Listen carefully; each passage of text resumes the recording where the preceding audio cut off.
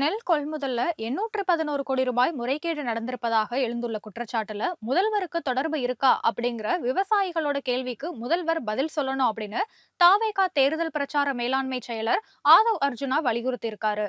இது குறித்து அவர் வெளியிட்டுள்ள அறிக்கையில அரசு நேரடி நெல் கொள்முதல் நிலையங்கள்ல நெல்லை ஏற்ற இறக்க எடை போட்டு கட்டுறது, மூட்டைகளாக பிரிக்க அப்படின்னு எல்லா வேலைகளுக்குமே அங்க இருக்கிற ஊழியர்களுக்கு ஒவ்வொரு கட்டமாக விவசாயிகள் லஞ்சம் கொடுக்க வேண்டிய சூழ்நிலைக்கு ஆளாயிருக்காங்க.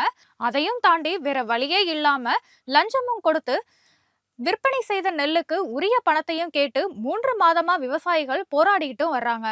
விவசாயிகள் கிட்ட இருந்து 811 கோடி ரூபாய் நெல்லை கொள்முதல் செய்துட்டு அந்த பணத்தை பெற்றுத்தராமல் 3 மாதங்களுக்கும் மேலாக விவசாயிகளை தமிழக அரசு இழுத்தடிச்சுக்கிட்டு இருக்கிறதா அவர் விமர்சனம் பண்ணியிருக்காரு.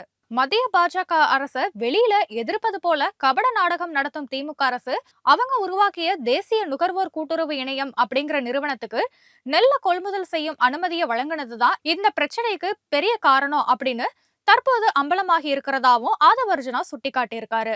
இந்த நடவடிக்கையை கண்டித்து போராட்டத்தில் ஈடுபட்ட விவசாயிகளை சமாதானப்படுத்திய திமுக அரசு டெல்டா மாவட்டங்களை தவிர்த்து மற்ற மாவட்டங்கள்ல தேசிய நுகர்வோர் கூட்டுறவு இணையத்திற்கு நெல்ல கொள்முதல் செய்யும் அனுமதியை வழங்கியதா சொல்லியிருக்காரு. தமிழகத்துல தனியார் ஏஜென்ட்டுகள் மூலமா விவசாயிகள் கிட்ட இருந்து நெல்ல கொள்முதல் செய்யப்பட்டு 3 மாதங்களுக்கு மேலாகியும் அதற்கான விலையை விவசாயிகளுக்கு சுத்தமா கொடுக்கவே இல்லை.